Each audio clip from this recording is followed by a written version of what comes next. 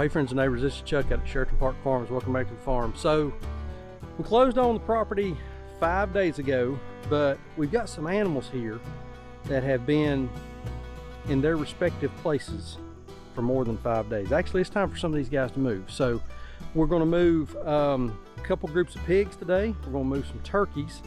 Let's see how much of that footage we can catch. We're going to talk about the importance of keeping animals moving on your farm and why you need to be rotating your critters around, not leaving them in one spot for a long time. So stick around with us for a little bit. Let's check out some pigs. We got a bunch. We're gonna move a couple groups of pigs, like I said. Let's check out some pigs, check out some turkeys, and see what kind of disturbance we're getting here on the new farm. So hang out with us for a little bit.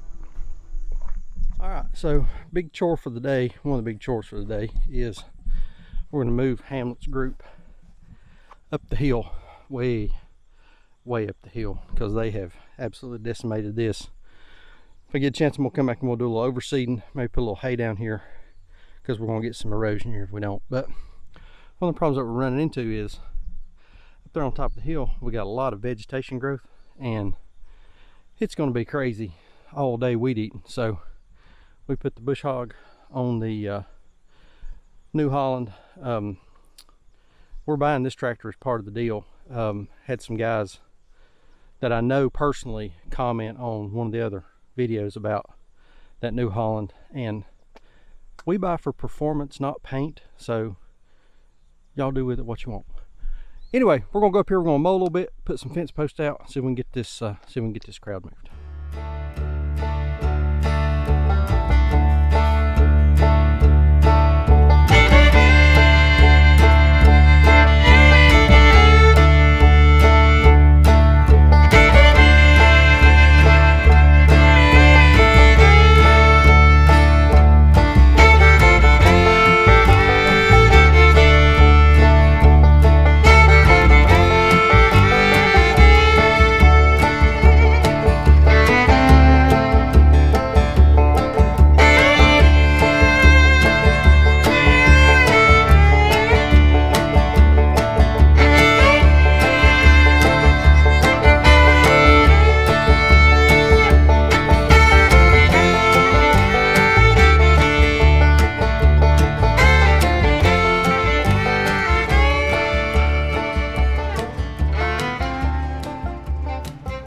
Well, I think that is quite a bit more efficient than a weed eater. Just lucky that we're in a spot right now where we can do this without a weed eater. So ended up making a pretty long but narrow paddock for the pigs here. Gosh, that thing's probably not 30 yards wide, but nice and long. And part of what we wanted to do is we wanted to capture this little cedar tree up here so that they could have a little bit of cover, because otherwise they're out here on a completely open pasture. So we wanted to capture that little cedar tree up there, give them some cover. But you know, these pigs got a tough life. They've got all this horrible scenery that they've got to survive in. So, but anyway, it's gonna be cool up here this winter. Kind of down here, house is down in the valley, the rest of it's sort of up here on the hill. It'll be breezy up here, kind of windy, gets cold, so gotta make sure these pigs got some cover. All right, let's get some fence put in.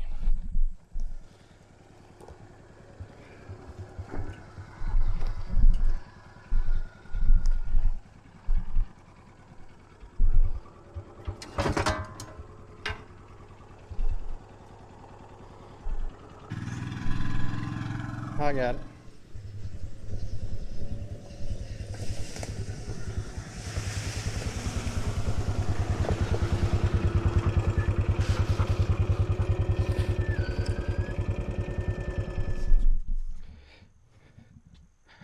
Okay, quick review for those of you that have watched before, and for those that haven't seen, how we lay out a paddock so that we have continuous containment. So old paddock, our line went right across through here. You can see where the demarcation line is in the grass.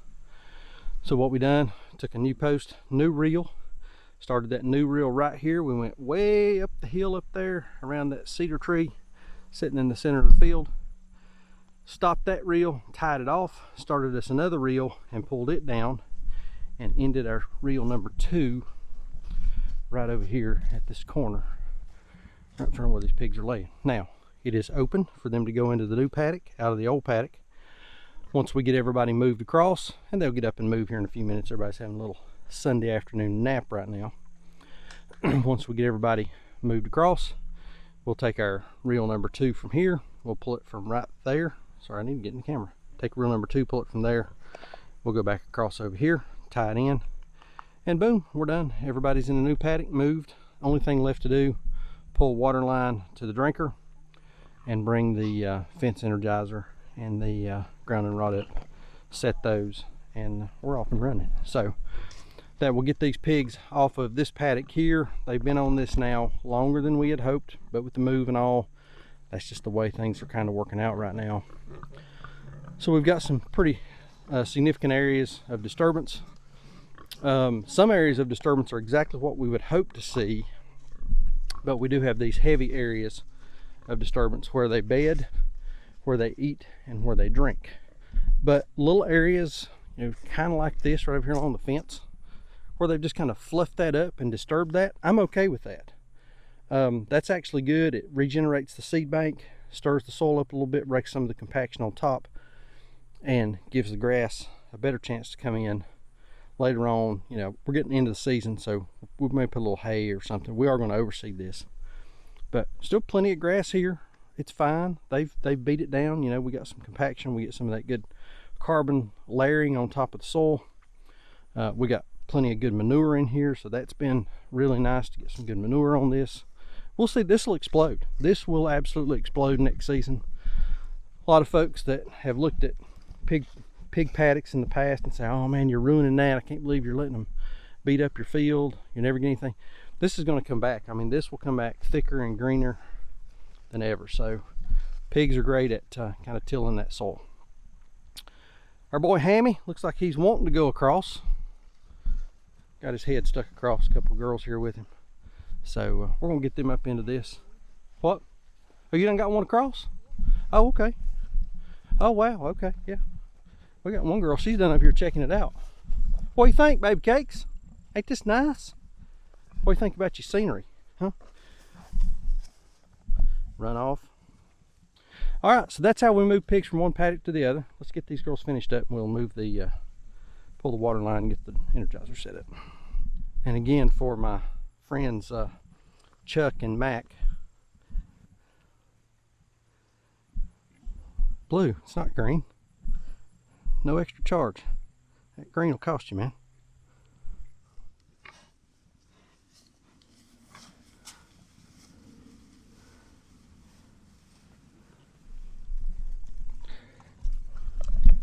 So we accidentally put them under this, and I think it's a hickory tree. I'm gonna turn the microphone around so y'all can hear.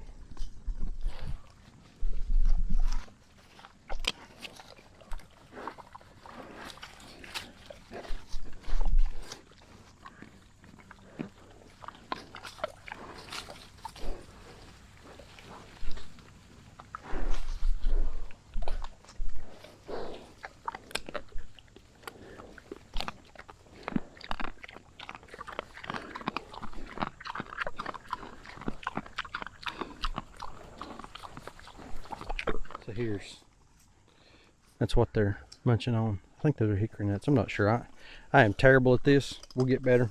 But one of the things that we talk about is our animals having more of a natural diet, and so that's exactly what they're doing right here. Is they're rooting around for these nuts that have fallen on the ground, and there's a ton of it all over the place, right in here in this little corner. And now that I'm looking, this looks like another one right over here.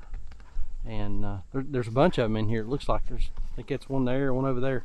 So, what we're going to need to do is move these girls again, here in a few days, and we'll make sure that we give them some of that so that they can get some more of these nuts. And man, they're working on this.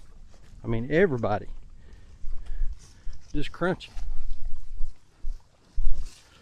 So You know, I think that's going to be, I know this is a breeding group, but this is going to be a huge difference maker in the quality and the taste of our pork later on, is when we move everybody over onto that mountainside over there. Place is loaded with this kind of stuff, so that'll be a huge part of their diet. It'll be, you know, hickory and acorns, and we got a bunch of black walnuts around here, so a lot of protein mass for these animals. Okay, another pretty significant move that we made today. We moved our turkeys. These are our Thanksgiving turkeys, and quick reminder, we are keeping these turkeys inside of a couple sections of the poultry netting that we're energizing. We're also leaving a couple of these Saskovich style chicken tractors in with these turkeys. That gives them a place to, they got some shade, got a little protection, works out really good. A place for us to put the drinkers. So chicken tractors for the turkeys ends up working out pretty good. Still got our guard geese in here, and so got them in this netting. Got the tractors in here for additional security. We're feeding them just out of some long feeders. Got some grit in here for them. Great place for the turkeys. Now, moved them in here today, and prior to that, we had them up here a little bit. Now we did mow us a circle around so that we don't have as much grounding out of the fence. That seems to be helping. But we had the turkeys here, and I don't know how well it's going to show up on camera, but you can kind of see the line where the fencing was. And those chicken tractors that we're keeping in here, we're moving them about once a day because the turkeys spend a lot of time in there, and we do get quite a heavy manure load where those tractors are at. We get good trampling of the grass everywhere else, but we do get a little bit of a heavy manure load where the tractors are at. So you can see here, a little manure, kept them moving up. So I mean, it's just not caked on. It's just not this real thick caking of this big thick layer of turkey manure. We got a little bit, but we kept them moving. So what's going to happen now come next spring, because we're getting late in the season, this is going to be thick, lush, not that it's not already, this is going to be thick, lush green grass that's going to be ripe for some ruminants to come on and start feeding some cattle, start getting some more sheep, some more goats, whatever we end up doing there. So it's going to be really nice for that bunch. But our turkeys, got our turkeys over here on some fresh green grass. Listen, I'm going to give y'all the secret recipe for the tastiest Thanksgiving turkey you will ever have. So grab a pen, grab a piece of paper, hit pause if you need to. I'm going to tell you the secret recipe for the best Thanksgiving turkey you will ever have.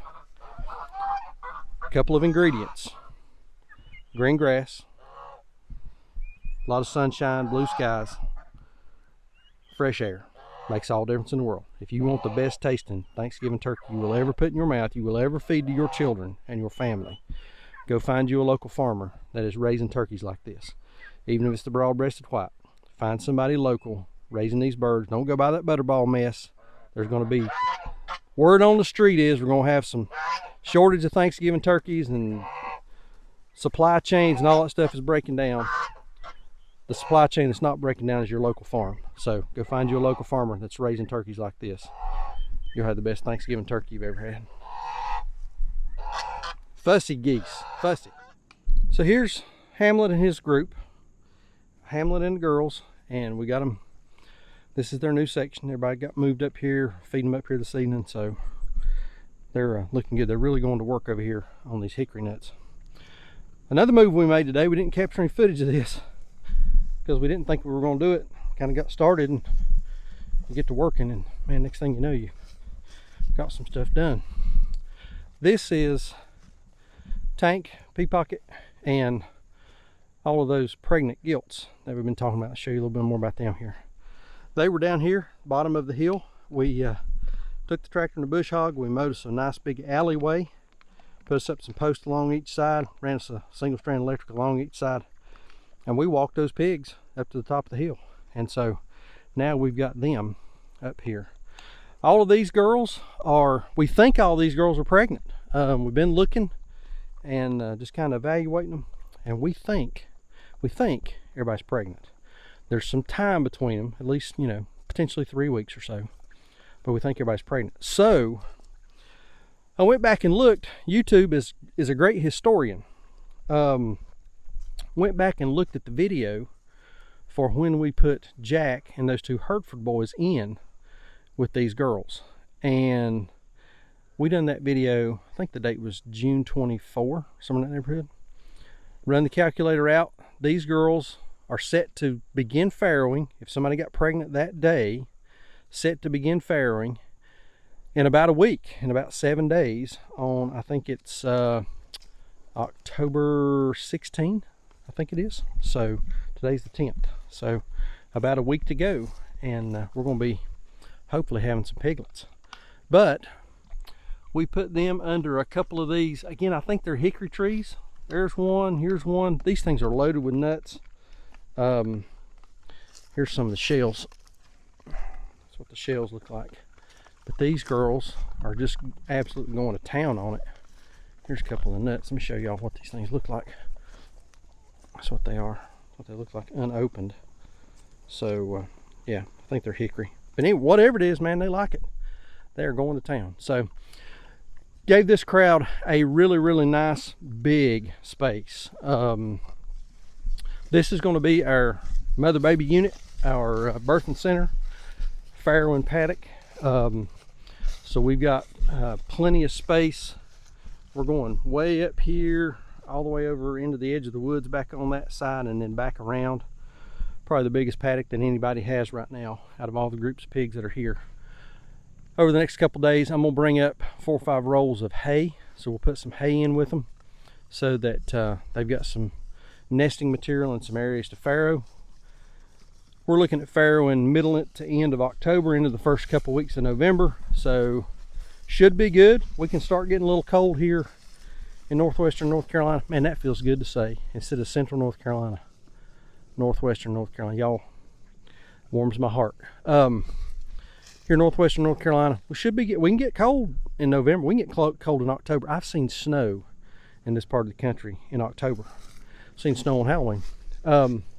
So last couple weeks October, first couple weeks of November should be our farrowing window. Shouldn't be a big deal. We'll make sure we got plenty of hay out, plenty of nesting material, and we should be good to go. So pregnant group, we got them up here where we want them. Gonna give birth in the woods. These girls have proven they can do it. We're gonna see if they can do it again. So we got these critters moved. In this type of farming, regenerative ag, really in any kind of farming, it's important to keep your animals moving. You got to give the soil an opportunity to digest and absorb the manure. You got to give the forages an opportunity to come back. Like with pigs, you know, you saw down at the bottom of the hill, you leave them on a spot for too long and you're going to start getting a lot of bare soil. You'll start getting some erosion, some wash, and start losing your topsoil, and that is the last thing you want to do. So pigs are great land healers, but you got to pay attention to your management and keep those critters moving. And you can see what a new patch of ground does for them. It just tickles them to death. It gives them something to do. So, but anyway, I think that's going to do it for today. Remember to keep those animals moving. Don't let stuff be sitting for a long period of time in one spot. Keep things rotating around. So look at this. We've just been immensely blessed. So we always ask, we'll ask again, please, please keep us in your prayers, and may God bless you and your family. And we'll see you on the next video. Thanks. Happy pigs.